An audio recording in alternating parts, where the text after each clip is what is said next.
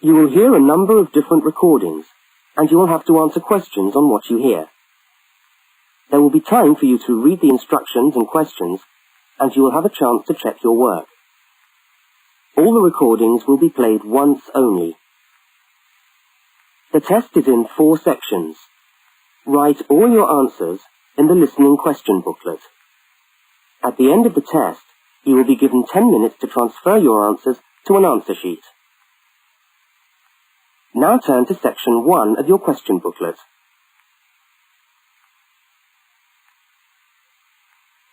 Section 1. In this section, you will hear 2 overseas students, Kate and Lukey, being interviewed by a university counsellor. First look at questions 1 to 5.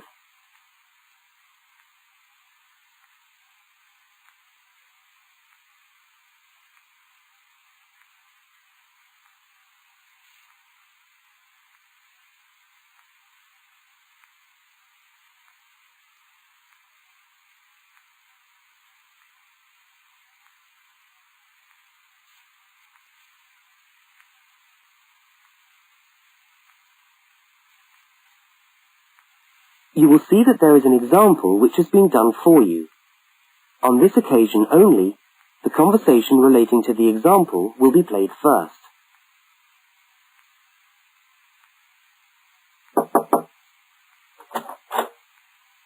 Hi there, Kate. Come on in. How are you today? Fine, thanks. Hi, Lukey. How's things? Okay. Well, as I explained on the phone, I'm a counsellor here at the Student Services section of the university. And I'm interviewing overseas students to help me draw up a guide for new students. So I'd be grateful if you could tell me a little about your time since you've been here in Cambridge. Right. Dear. Now, Kate, let's start with you. Okay. This is your 2nd semester, isn't it? Could you tell us something about your first impressions of the town when you arrived? Yeah. Well, first of all, I was struck by how quiet it is here in the evening. Kate's first impression of the town is that it is quiet in the evening, so quiet is the answer. Now we shall begin. You should answer the questions as you listen, because you will not hear the recording a second time. Now listen to the first interview with Kate and complete the notes by filling in the numbered spaces 1 to 5.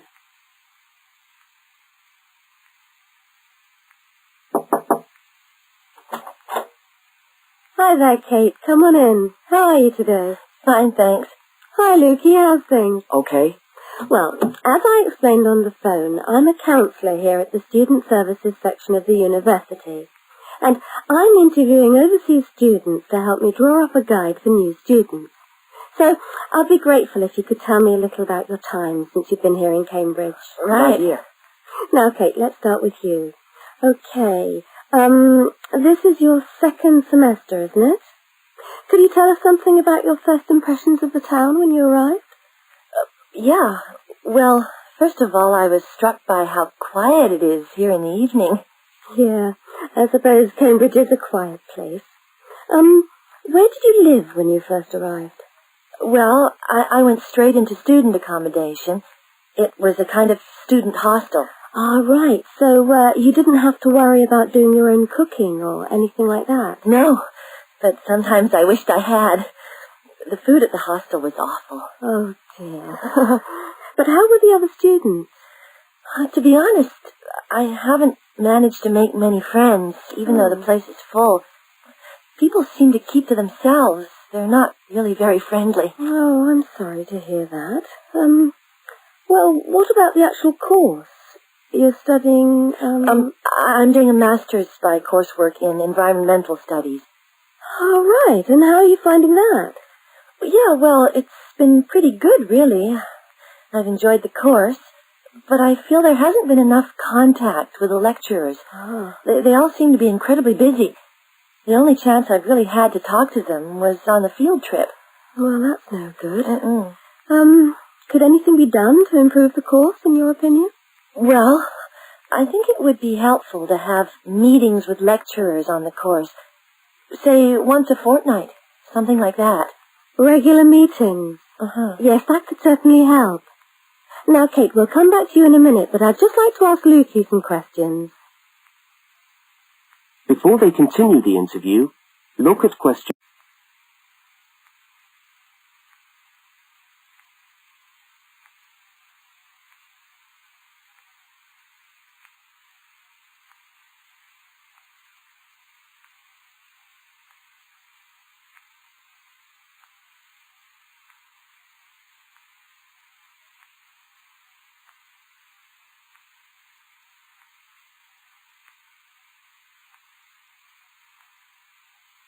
As you listen to the rest of the interview, complete the notes. Lukey, where are you from? I am from Indonesia. And how did you find Cambridge when you first arrived? Well, I like it here.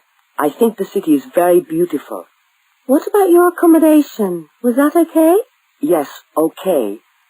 At first, I stayed with a family for 3 months. They were very kind to me, but they had 3 young children and I found it difficult to study. Right, I see. So after 3 months, I moved out, and now I live with 2 other students in a student house. It's much cheaper and we like it there. Good. And what about your studies? What are you studying? I'm doing a Bachelor of Computing. Computing, I see. Apart from the language difficulties, if you can separate them, how have you found the course? Okay, but... Yes, go on.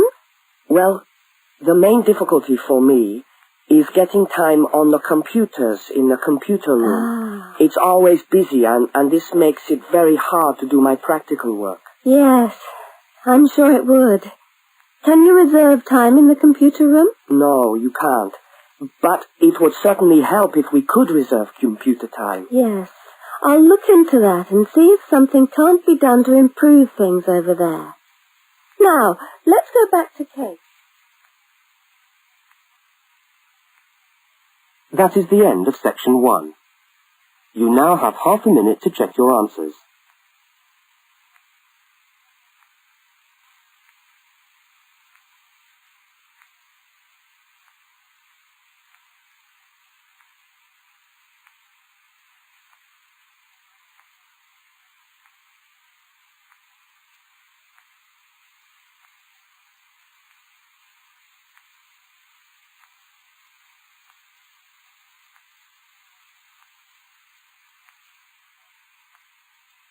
Now turn to section 2.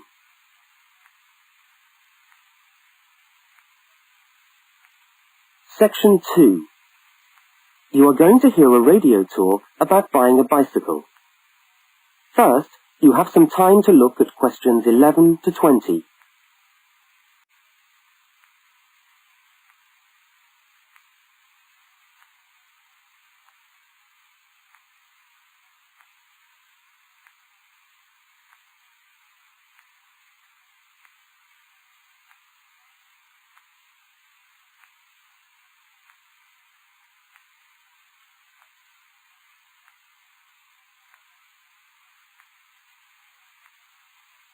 Now listen to the first part of the talk and complete the notes by filling in the numbered spaces 11 to 20.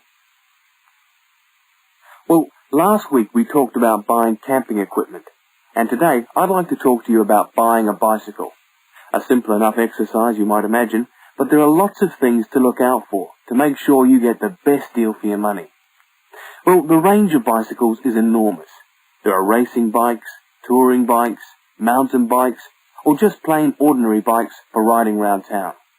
They vary enormously in 2 basic ways: price and quality. This means that the choice you make will probably be determined by the amount of money you want to pay, your own personal needs, what is actually available, or a compromise of all 3 things. However, in broad terms, you can spend anything from $50 to $2,000 on a bike, so you'll need to know what you're looking for.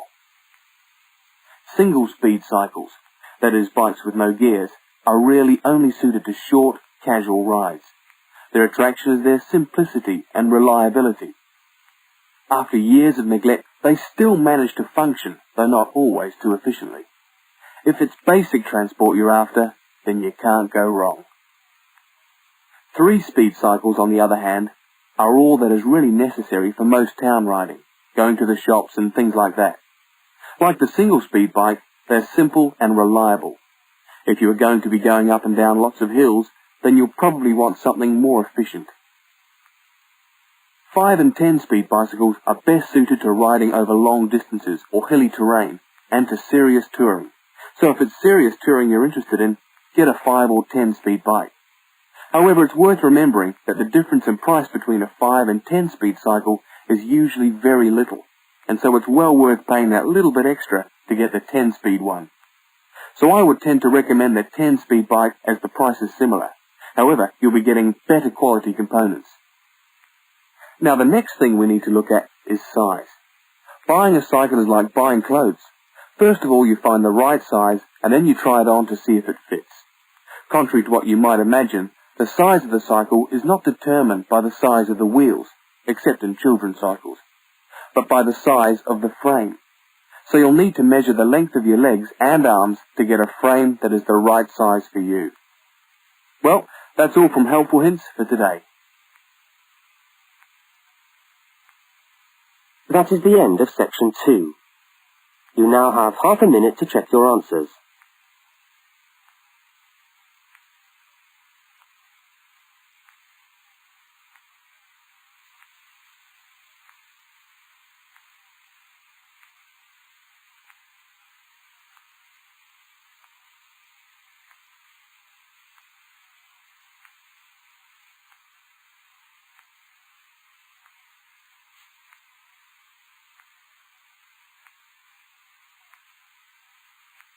Now turn to section 3.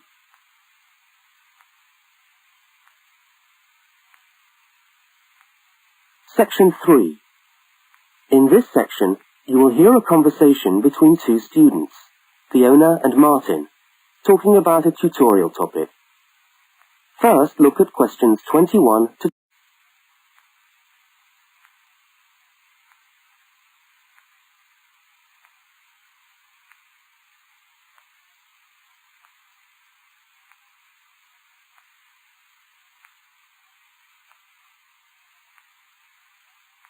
Now listen and answer questions 21 to 24. Hi there, Martin. How are you going with your Australian Studies tutorial paper? Oh, good. I finished it, actually. Lucky you. What did you do it on? I'm still trying to find an interesting topic. Well, after some consideration, I decided to look at the history of banana growing in Australia. Banana growing? Yeah, banana growing. Fascinating, I'm sure. Well, it's not as boring as you'd think. And I wanted to tie it into the work I've been doing on primary industries and the economy. Anyway, I bet there are a few things you didn't know about bananas. Such as? Such as the fact that bananas were among the first plants ever to be domesticated. Oh, really? Yeah, they're an extremely nourishing food. I suppose you're going to tell me the whole history of banana growing now, aren't you? Well, it'll be a good practice run for my tutorial next week. I'll do the same for you sometime. Okay, fire away. So where were these bananas first domesticated? According to my research, the Cavendish banana, which is a type of banana, and the first type to be cultivated here, actually originated in China, but they had a fairly roundabout route before they got to Australia. You mean they didn't go straight from China to Australia? No, they didn't. It seems that in 1826, bananas were taken from South China to England. I suppose they'd have made a welcome addition to the English diet. Yes, I'm sure. Well, apparently there was an English duke who was particularly fond of bananas, and he used to cultivate them in his hothouse, which is where you have to grow them in England, of course, because of the cool climate. And they became quite popular in the UK. So he was the one responsible for cultivating the Cavendish banana, which was then introduced into Australia. I see, and we've been growing them ever since. Yeah. Now look at questions 25 to 32.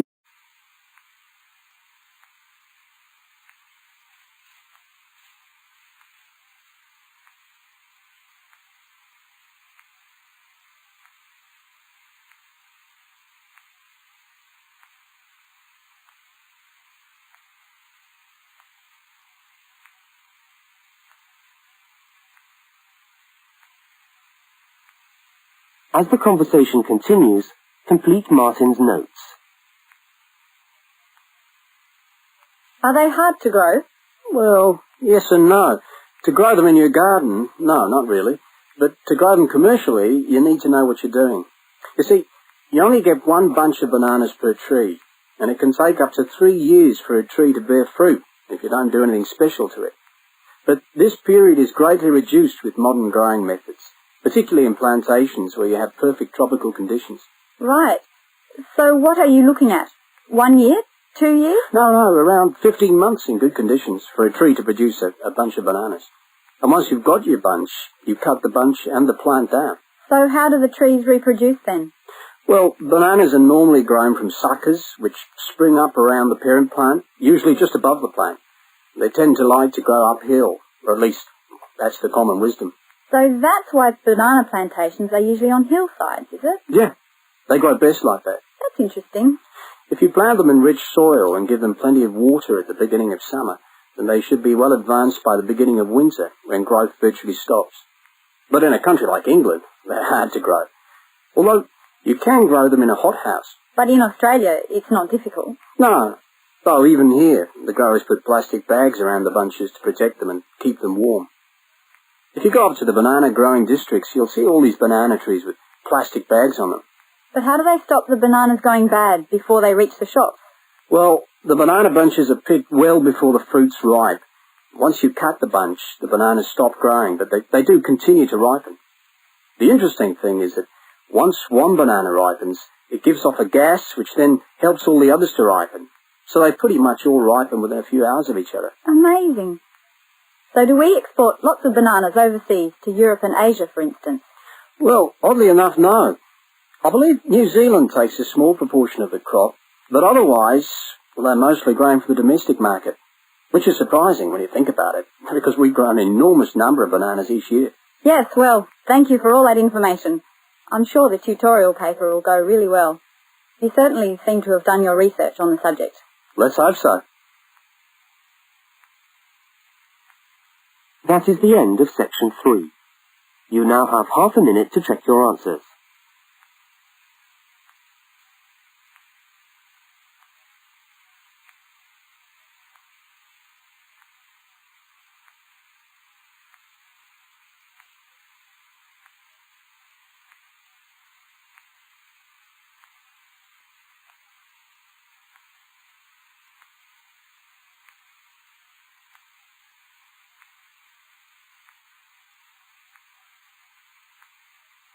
Now turn to section 4.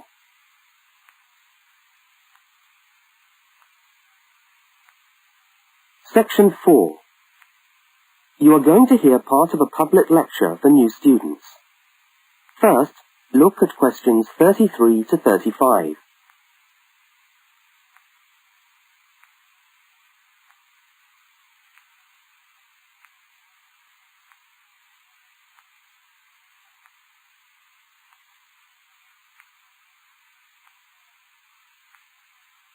Now listen and answer questions 33 to 35.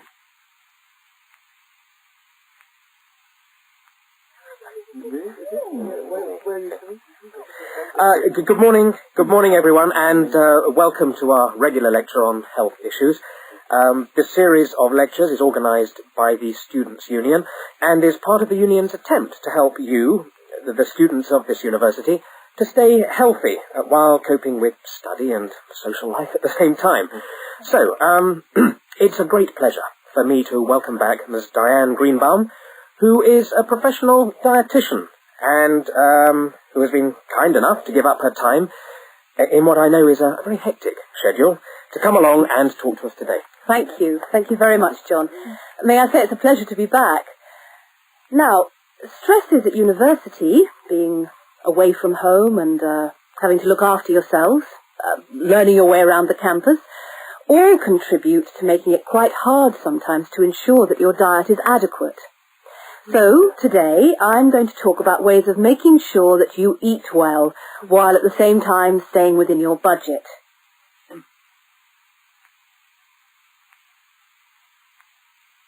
Now look at questions 36 to 41.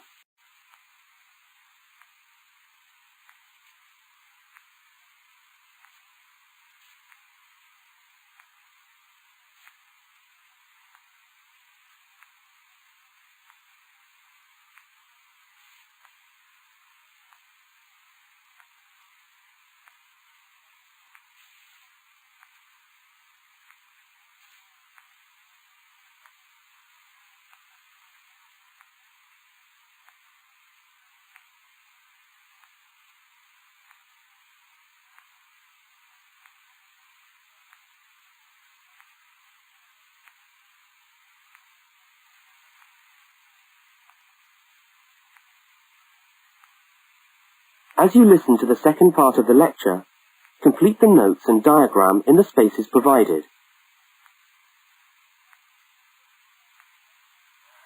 If you have a well-balanced diet, then you should be getting all the vitamins that you need for normal daily living. However, sometimes we think we're eating the right foods, but the vitamins are escaping, perhaps as a result of cooking, and anyway, we're not getting the full benefit of them. Now, if you lack vitamins in any way, the solution isn't to rush off and take vitamin pills, though they can sometimes help. No, it's far better to look at your diet and how you prepare your food. So, what are vitamins? Well, the dictionary tells us they are food factors essential in small quantities to maintain life. Now, there are fat-soluble vitamins which can be stored for quite some time by the body, and there are water-soluble vitamins which are removed more rapidly from the body. And so a regular daily intake of these ones is needed. Okay, so how can you ensure that your diet contains enough of the vitamins you need? Well, first of all, you may have to establish some new eating habits. No more chips at the uni canteen, I'm afraid. Now, firstly, you must eat a variety of foods.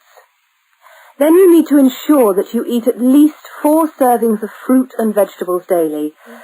Now, you'll need to shop 2 or 3 times a week to make sure that they're fresh, and store your vegetables in the fridge or in a cool, dark place. Now, let's just refresh our memories by looking at the healthy diet pyramid. Okay, can you all see that? Good. Well, now, as you see, we've got 3 levels to our pyramid. At the top, in the smallest area, are the things which we should really be trying to avoid as much as possible. Things like, sugar, salt, butter, all that sort of thing. Next, on the middle of our pyramid, we find the things that we can eat in moderation. Not too much, though. And that's where we find milk, lean meat, fish, nuts, eggs. And then at the bottom of the pyramid are the things that you can eat lots of, because they're the things that are really good for you. Here we have bread, vegetables, and fruit. So, don't lose sight of your healthy diet pyramid when you do your shopping.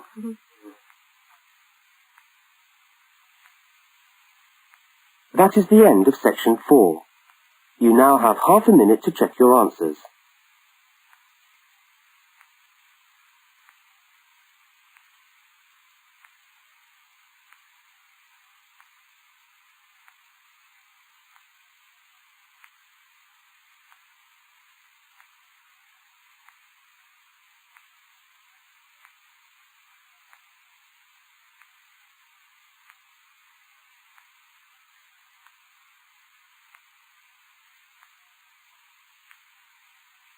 That is the end of the listening test.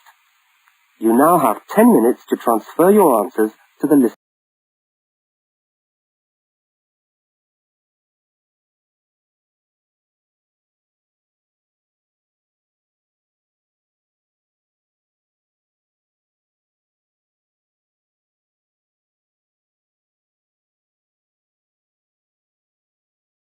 Cassette 1, Side 2. Practice Test 2. You will hear a number of different recordings, and you will have to answer questions on what you hear.